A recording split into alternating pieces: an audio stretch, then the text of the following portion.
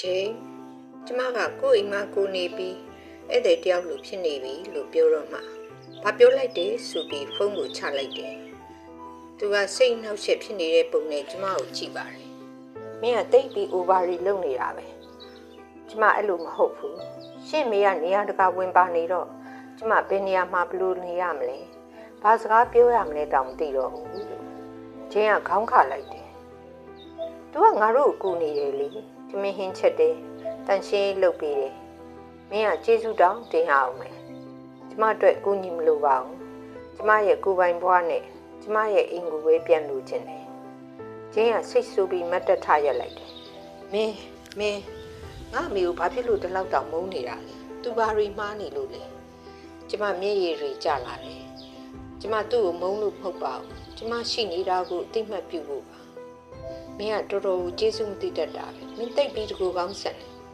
အမေကငါတို့အတွက်ဒီမှာလာနေပေးတာမင်းကစင်ကြီးပေးနေဖို့ပဲတတ်တယ်ဂျင်းရဲ့စကားတွေကကျမစိတ်ကိုထိခိုက်စေလွန်းလို့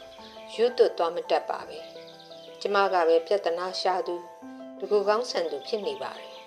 ကျမကပဲမှားနေပြန်ပါတယ်ဘာမှဆက်မပြောတော့ပဲကျမအခန်းထဲကိုဝင်ခဲ့လိုက်တယ်တကားကိုတော့ပိတ်ပြီးအပါရငိုလိုက်တယ်ဂျင်းနဲ့ဆွေးနွေးဖို့ကျမလက်လျှော့လိုက်ပြီးရှန်လည်းမဖြစ်ချင်တော့နောက်ပိုင်းမှာအလုပ်ကနောက်ကျမှကျမပြန်လာတယ်ညစာကိုတယောက်ထဲတိတ်တိတ်ဆိတ်ဆိတ်ပဲစားတယ်အိယာစောစောဝင်တယ်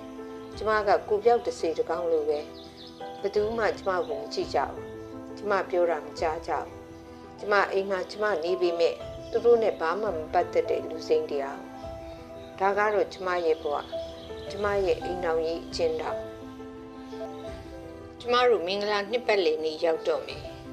ကျမရဲ့အိမ်တော်ကြီးကိုကျမပြန်ပြုပြင်ခြင်းနဲ့ပြန်အသစ်ဆခြင်းနဲ့ကာကွယ်ခြင်းနဲ့ကမ်းခြေဟိုတယ်တစ်ခုမှနှစ်ရက်လဲပတ်ထွက်ဖို့ကျမစီစဉ်နေကျမတို့နှစ်ယောက်နေမဲ့ဟိုတယ်မှာအော်ဒါတင်နေကျမတို့နှစ်ယောက်ရဲ့မင်္ဂလာနှစ်ပတ်လည်အတွက်ခရီးထွက်မဲ့အစီအစဉ်တွေပြင်ထားတဲ့အကြောင်းဂျင်းကိုပြောပြတော့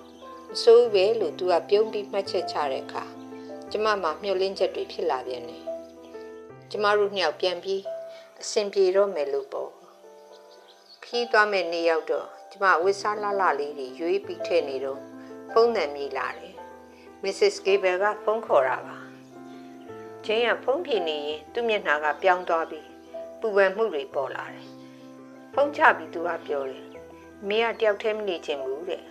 သူ့နှလုံးခြေတွေကတိတ်မကောင်းဘူးသူကြောက်နေတယ်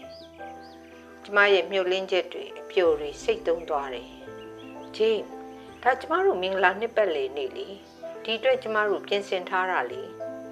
အဲ့လိုပြောပြီးမှဂျင်းကခေါင်းခါလိုက်တယ်မိအတွက်ငါရှိဖို့လိုတယ်ငါတို့နောက်တစ်ခါသွားနိုင်တာပဲလို့ပြန်ပြောတယ်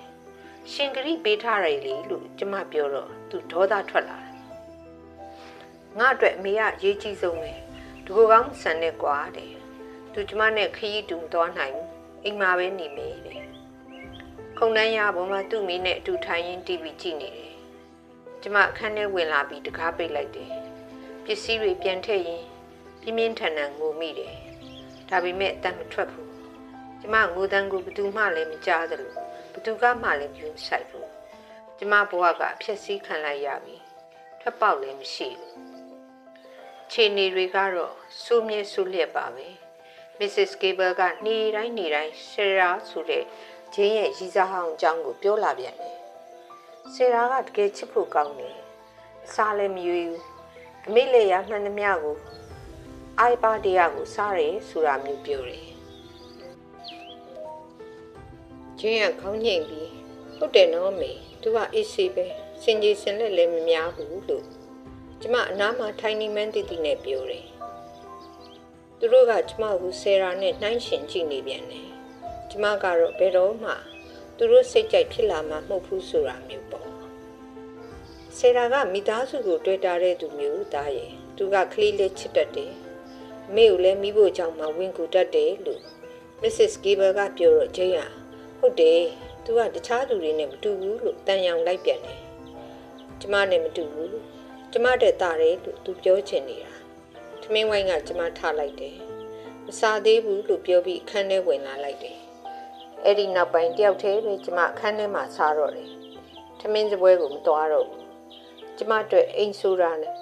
အိမ်နဲ့မတူတော့ဘူးနာကျင်မှုတွေပေးနေတဲ့နေရာပါပဲဒီနေ့မှကျမအစည်းအဝေးမှာတင်ပြရမယ့်အချက်လက်တွေပြင်ဆင်နေတယ်အဲ့ဒီအလုပ်ကိုကျမလိုချင်တယ်ပိုက်ဆံတွေလည်းအများကြီးရနိုင်တယ်အိမ်မှာတိတ်တိတ်ဆိတ်ဆိတ်နဲ့အလုပ်လုပ်ဖို့လိုတယ်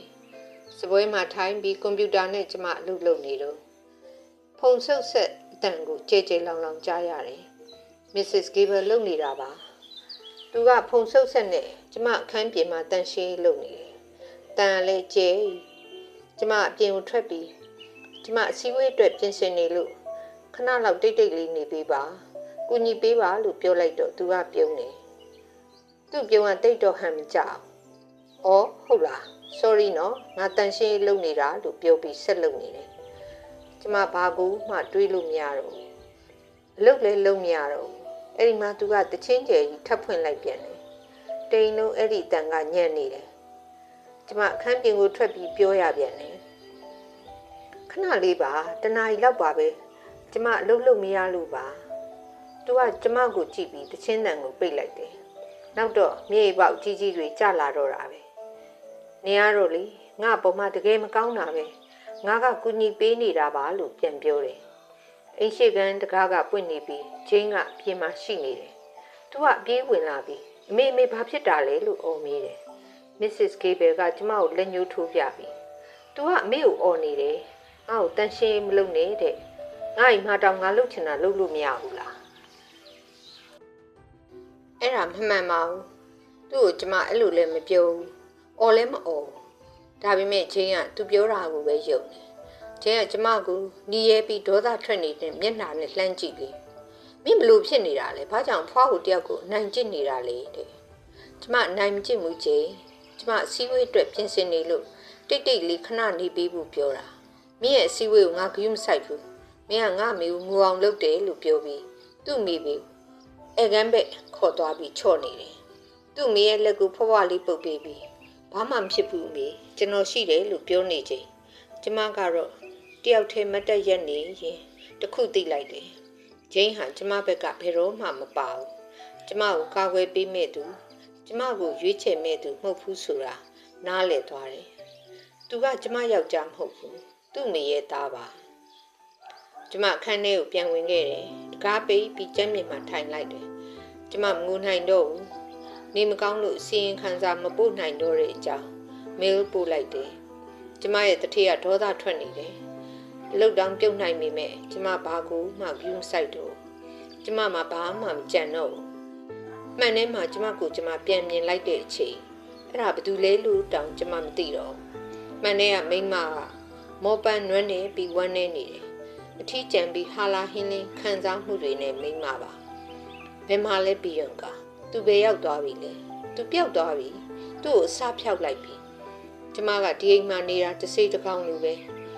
အိမ်ထဲမှာကျမရှောက်သွားနေလေဘသူကားမှကျမကိုမမြင်ဘူးကျမပြောတာကိုလည်းဘသူမှမကြောက်ဘူးကျမကကိုပြောက်နေတယ်ဘသူအတွက်မှဘာမှမဟုတ်တဲ့သူဒါကဘဝတဲ့လား